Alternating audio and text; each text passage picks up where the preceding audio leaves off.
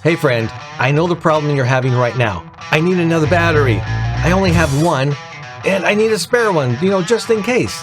So what do? Do you get an OEM battery, or do you get maybe one of those third-party batteries? Well, when I come back, I've got a third-party battery to put in my Sony a6100. I'm going to go out and shoot some varsity basketball. I'm going to take one game with the third-party battery, compare it to the Sony battery, which I'll be using for the other game, and we'll see which one comes out on top.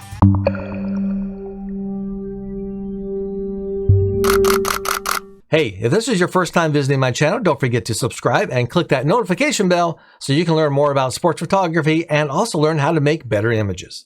I'm going to be right up front and tell you I do not like third-party batteries. I've used them in Nikons and my Canons, and I just don't think they do as well as the OEM batteries do. Now that being said, I do have a third-party battery I've been using off and on in my Sony a6100. It's the RAVPower, and today it's going to be challenging the Sony to see which one comes out on top.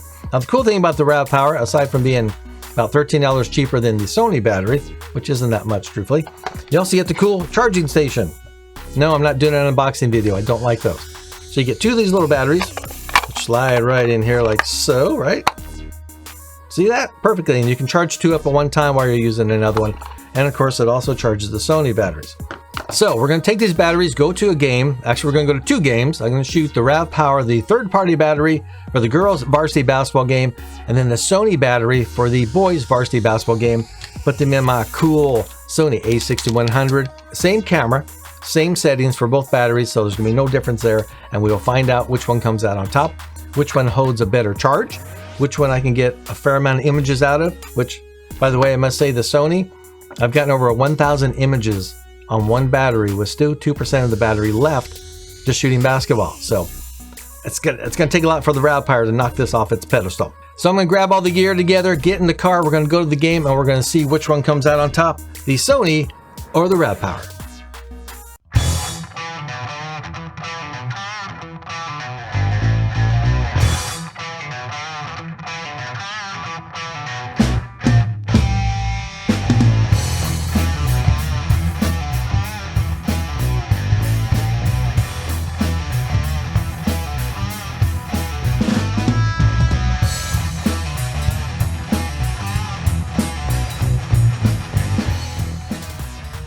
I'm back from the games and I have some numbers for you. But before I do that, let's keep in mind this is not a scientific study. It definitely is not, just my general observations of having used these batteries for about a year. So here are the numbers as follows. The RAVPower, 291 images taken. I still have 52% battery charge. For the Sony, 336 images were taken and I have 59% of the battery still charged up. Those are pretty good numbers. They're pretty close to each other, and that's similar to what I've seen throughout the entire time that I've used these batteries. Now here's what's interesting.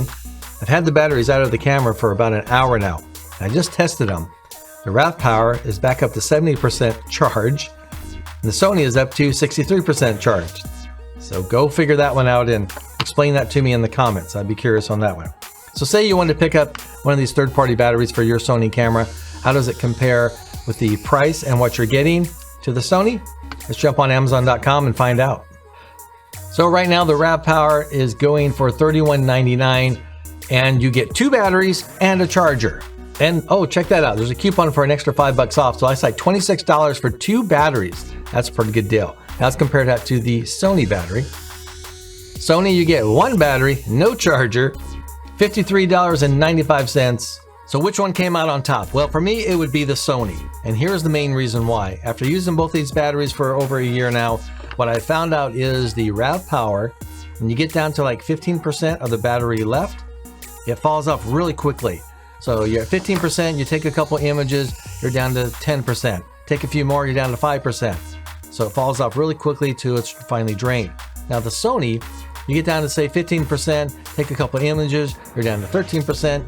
Take a few more, you're down to 10%, so you can see how it slowly drains and doesn't go very quickly.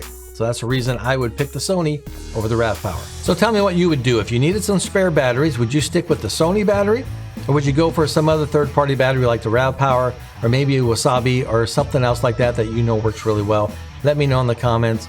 And after you're done writing in the comments, make sure you watch a couple more of my videos, and then, as usual, go grab your camera and get out and shoot.